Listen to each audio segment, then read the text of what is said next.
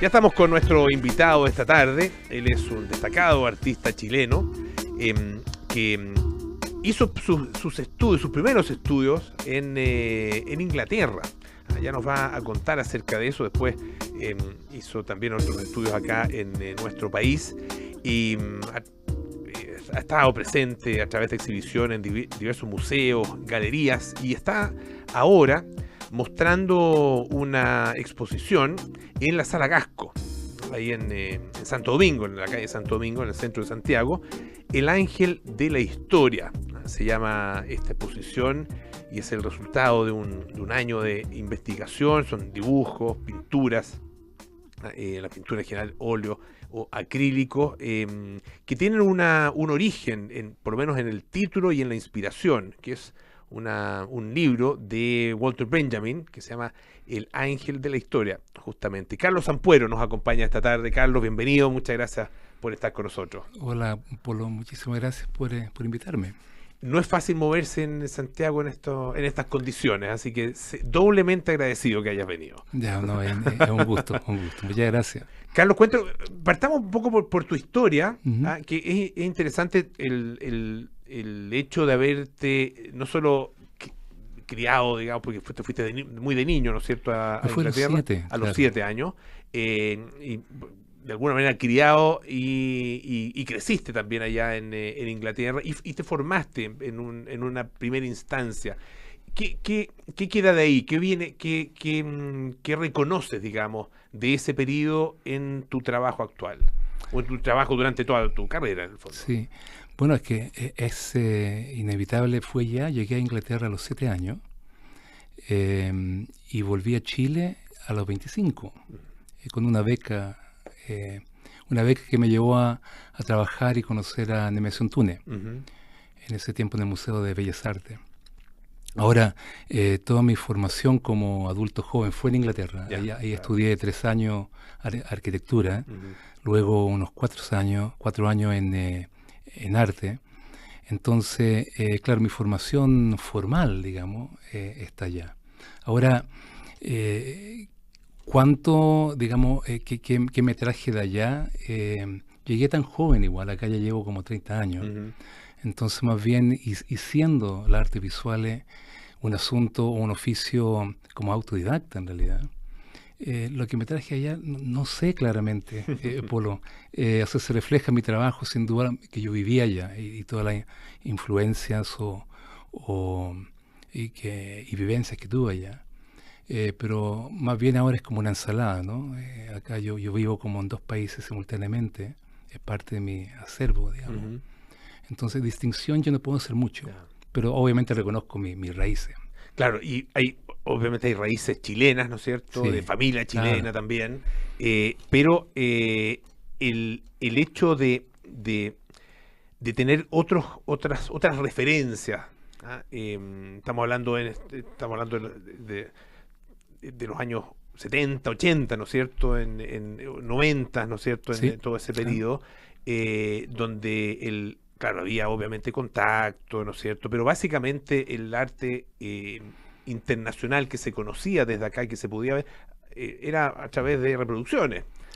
Y reproducciones en papel, qué sé yo. Hoy día hay más acceso a través de la tecnología, etcétera. Pero básicamente había que viajar. Tú tenías mucho de ese arte allá. Tenías grandes museos, grandes galerías, y eso me imagino que de alguna manera también va penetrando, ¿no es cierto?, en el ojo y en la sensibilidad. Sí, definitivamente. Y me doy cuenta de eso porque al vivir acá, estar radicado acá, me doy cuenta, o sea, lo que uno no puede hacer, lo que no tiene acceso. Entonces, en los últimos 10 años que viví en Inglaterra, fue en Londres, entonces, donde estudié también arquitectura y arte. Y yo creo que la diferencia, te la retrato de esta manera, que cuando yo veo el libro de Taschen, por ejemplo, que son de ilustraciones tan glossy, tan brillantes, uno podría pensar que cada centímetro cuadrado de una pintura de Géricault o cualquier pintura como conocida es acabada minuciosamente por el brillo que tiene la reproducción. Al verla, a las pinturas en vivo, pinturas de 300, 500 años atrás, uno se da cuenta de la factura, no es así. O sea, se puede ver el rastro, se puede ver la huella del pincel, Claro. o el underpainting, digamos, las primeras capas de una pintura.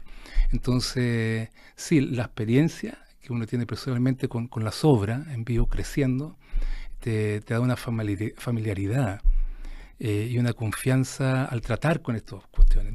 O sea, de maestro hay poco cuando tú lo ves todos los días. O sea, lo que hace típicamente un alumno de arte, va a esta galería o museo frecuentemente.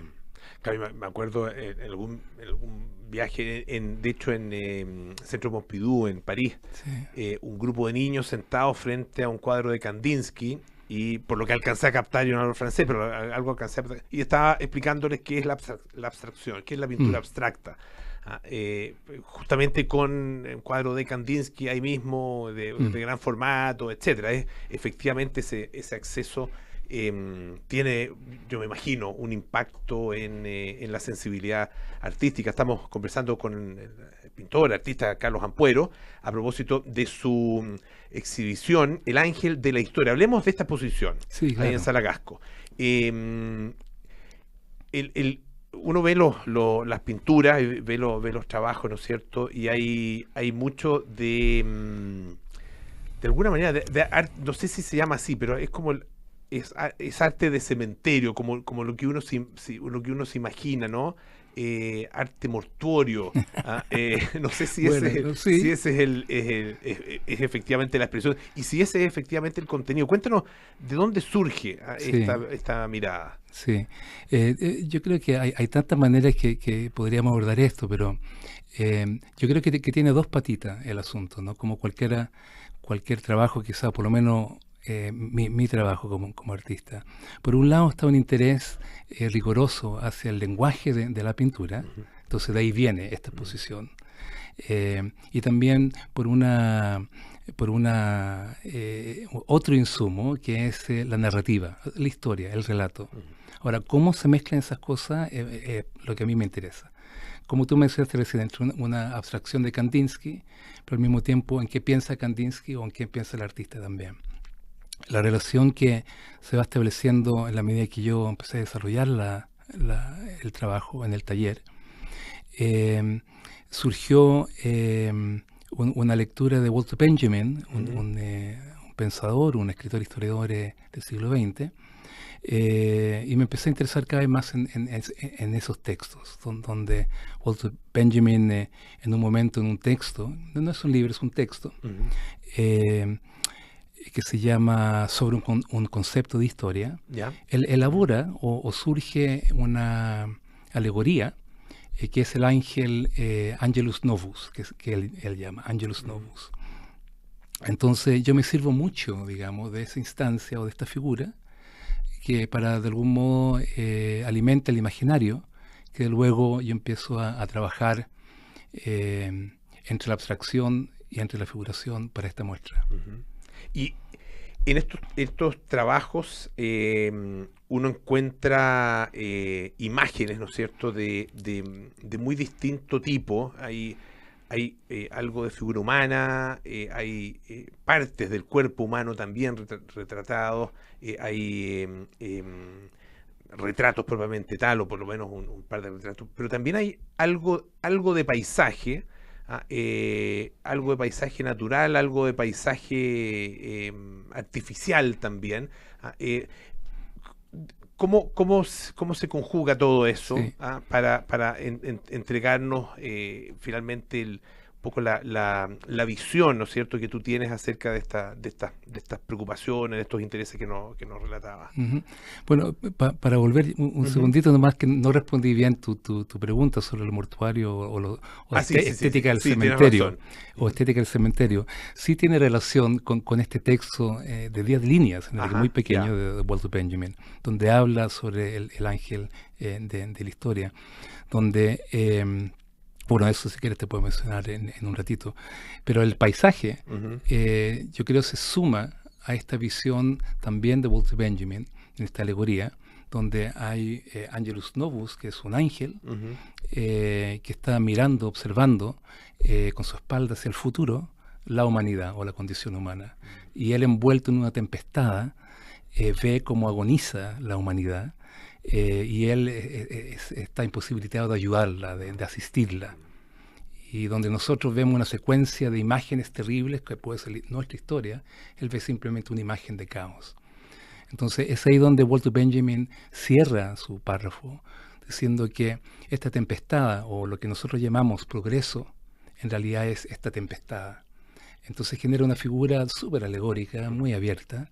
De ahí viene, ponte tú, la noción de paisaje, un paisaje que es como 360 grados, y al mismo tiempo como en una pintura, ponte tú, que se llama El mapa del imperio, que es una vista como aérea. Aérea de una, como una de ciudad, Londres. No sé. Es Londres, es como una maqueta de Londres. Londres. Y hay un muchacho pequeño en una esquina, como ahí habitando. Y la vista es, ponte tú, como si fuese de un ángel muy alto en el cielo.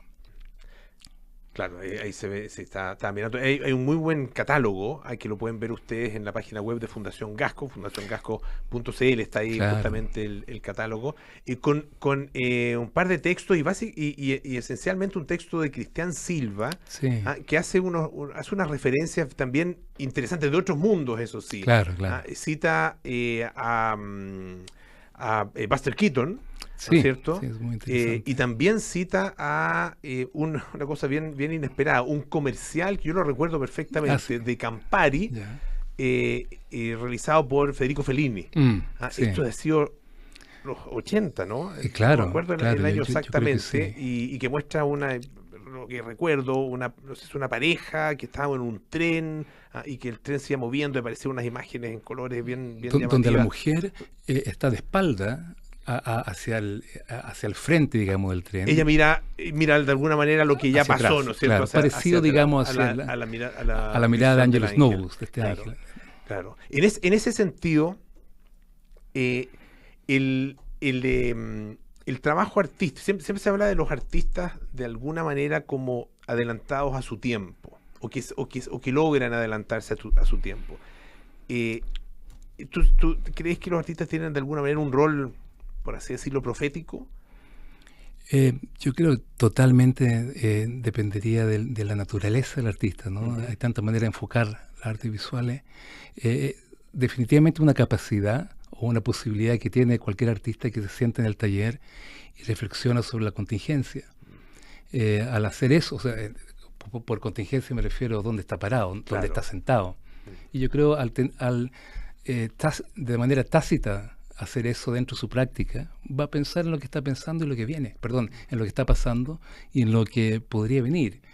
Y eso yo creo probablemente influye, tanto como aquellos datos biográficos, en su propuesta.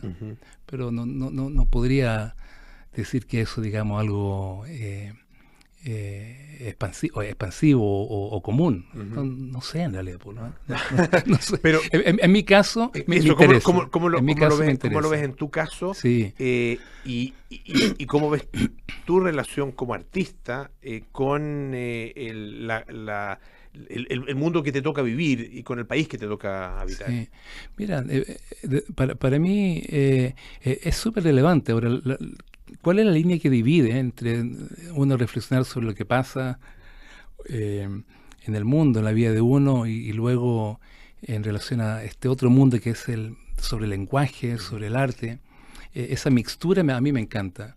En esta exposición en particular, ponte tú, para mí, hay un correlato entre esta estética de cementerio, entre cualquier referencia que puede haber hacia las ideas de Walter Benjamin, en el cual las mías se cruzan con él. También tiene que ver con lo que yo pienso, lo que yo siento de mi vida actual, la contingencia. Y un ejemplo puntual sería que, digamos, lo que podemos ver, y acá saltaría a lo que a mí me preocupa, ¿no?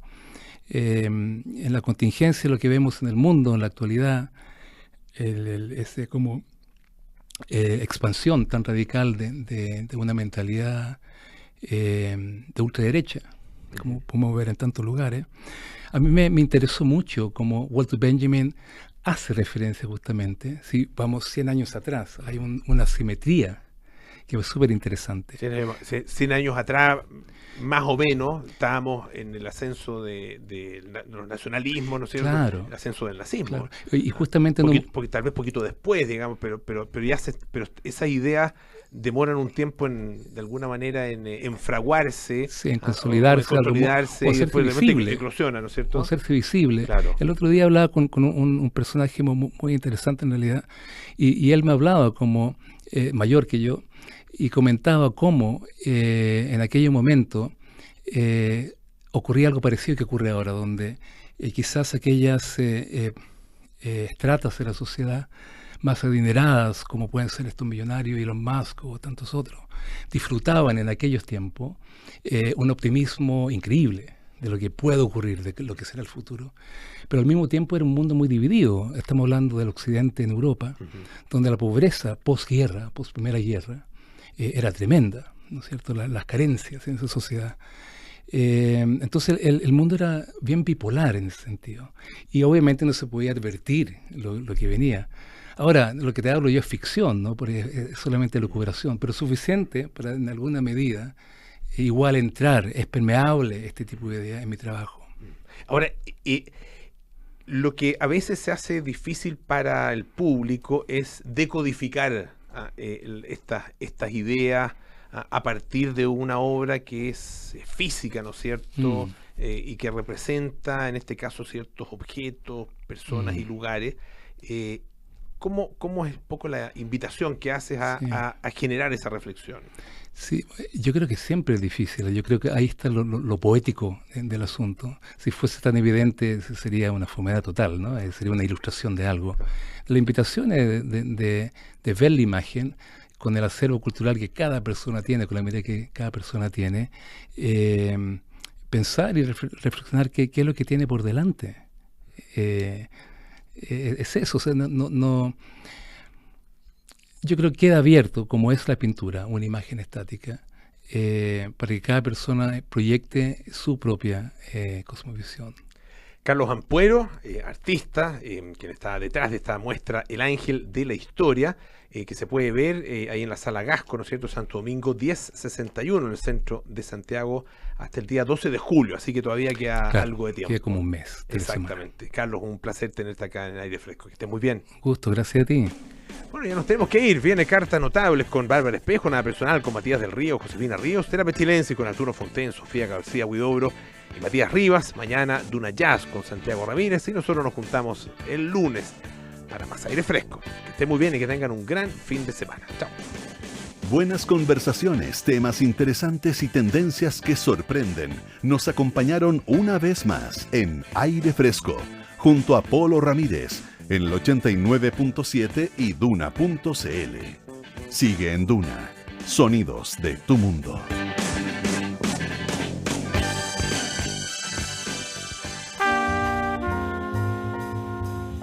...1514...